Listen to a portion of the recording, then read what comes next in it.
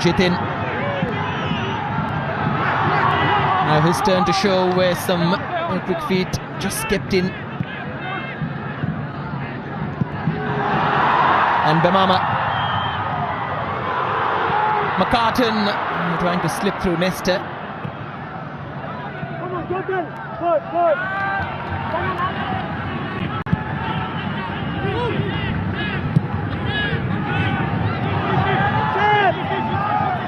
So the crowd also starting to come in. It looks like it's going to be a big crowd tonight. I think NorthEast, even though they haven't won yet, they've certainly, the crowds are going to come in Shillong to watch a side that plays exciting football.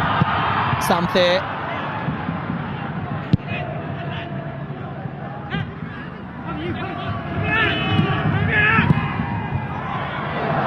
It's a great ball into the gap for Ray Tachikawa. And this could be dangerous for NorthEast. Tachikawa takes and blocked the combined effort between Ashir Akhtar and Bemama. That is always going to be the risk with Jamshedpur. They're happy with inviting NorthEast on till if they can have this kind of space to look to counter-attack. Look at the likes of Jordan Murray. Tachikawa on this occasion being the furthest forward player. As you can see from the intent of Murray, they're happy for the ball to go out for a corner. As we have a look at Redeem, happy to be playing in his home ground, sort of reliving the years of his winger days. The battle between the two Kerala players, Jitin and Pervez. The defender just coming off better on that occasion. Mobashir. Calmly done by Redeem. Picked up by Ajare. The tackle came in from Ashutosh.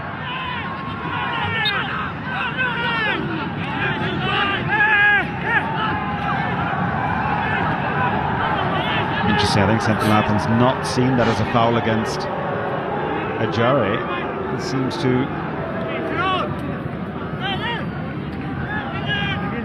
against Ashutosh, but I think if he's given the throw in, I think he's going to have too many complaints.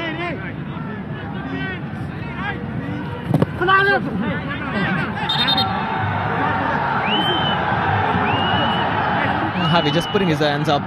He didn't really mean to push. He stamped it down onto the deck.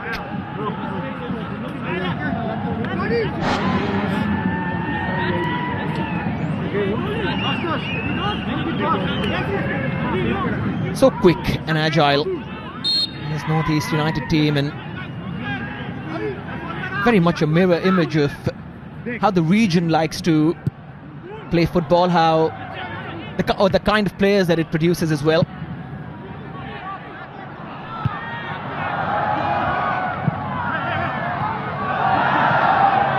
Tachikawa's had a good start to the game.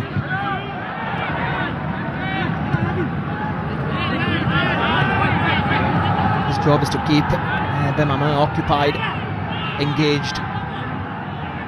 The problem with that is they always have Mayakanan at the back waiting, available as he is right now on the ball.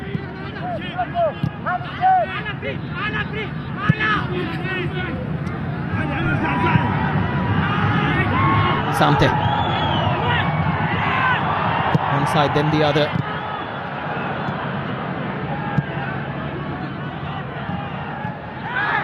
Sanan was being closed down by Redeem. Eventually paid off. Ajare stops and turns into Sanan.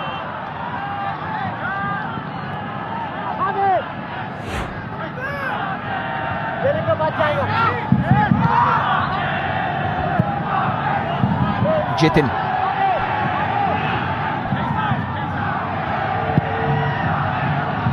Redeem into the Ajare, who's offside.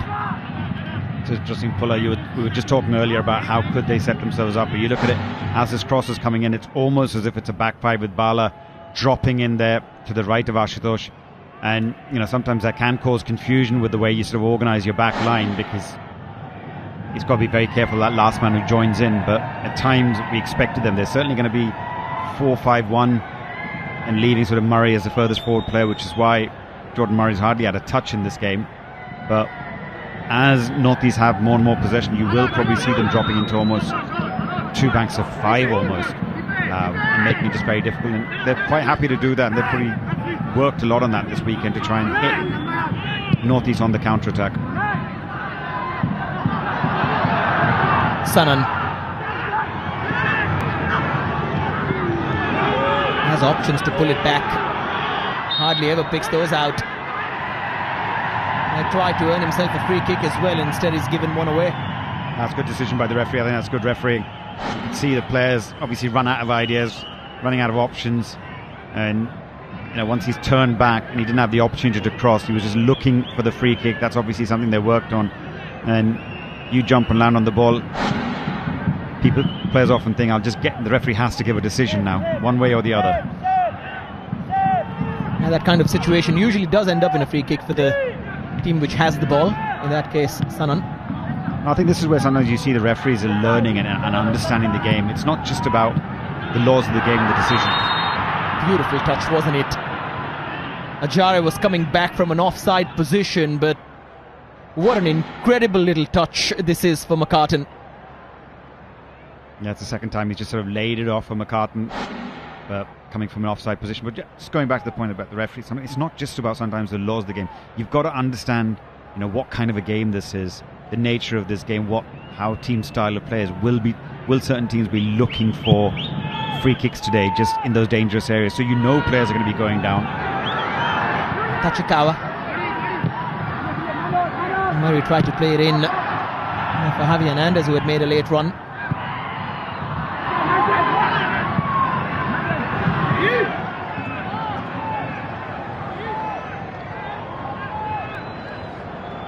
And Khalid Jamil has never won a playoff game in the ISL. His NorthEast United side all those years ago drew one and lost one against the Mariners.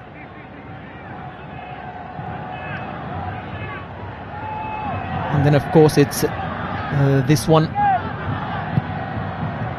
an opportunity to beat NorthEast. Jitin.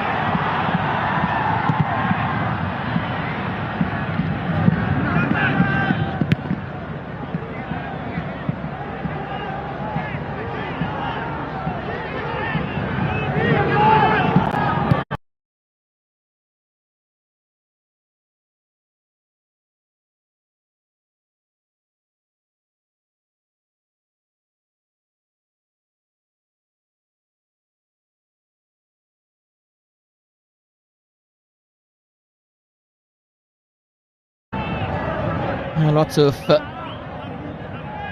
ISL fantasy managers will be happy that Aladin Ajare has got into in the playoffs as well. You can play the playoffs league and have a chance to win gift cards worth over 50,000 and more. ISL fantasy goes on. Nice touch from Jitin. Bemamur just a little slow to react after the initial pass.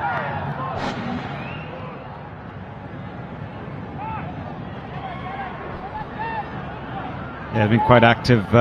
Jitin, player who's the furthest forward for NorthEast. We're looking at sort of the average positions of the way they're set up.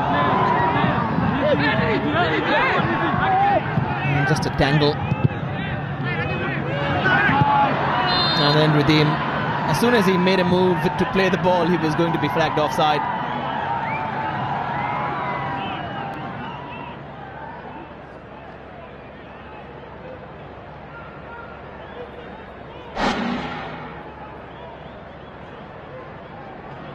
Just a strong challenge from Stephen Eze. I think it's just as the ball's ricocheted because he sort of made an attempt to play it. Good decision from the assistant referee.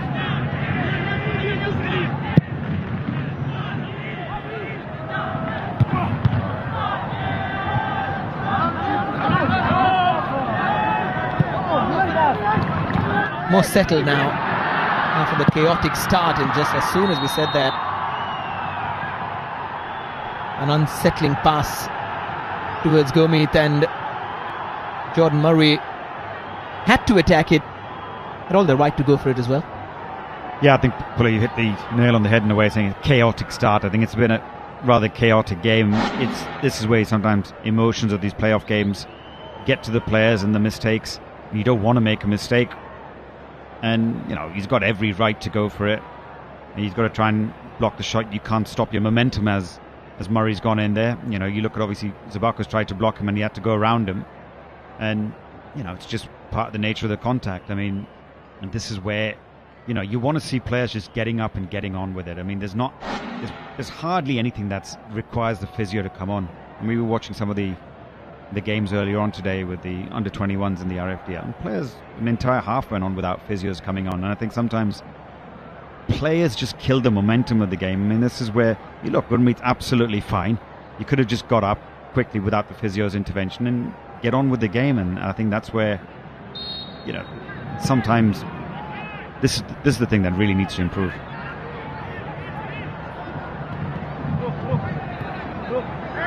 Jamshedpur's passing accuracy needs some more work. Under 60% at the moment. I think just as you spoke, Radim just said anything they can do. Hasn't got a lot wrong so far in this first half an hour. He certainly got that one wrong. But yeah, when you're talking about Jamshedpur's passing, about it being the 60s, it's pretty much around the 60s all season. I mean, that is their style of play. They're not looking for the 80-90% passing or the possession. They're just looking for these kind of situations. Let's get a final third entry, an opportunity to launch a long throw, and this is where we're going to hurt the opposition from. So this is the kind of things they've worked on over the past couple of weeks. You speak to their players, and this is what they're very, very good at capitalizing on.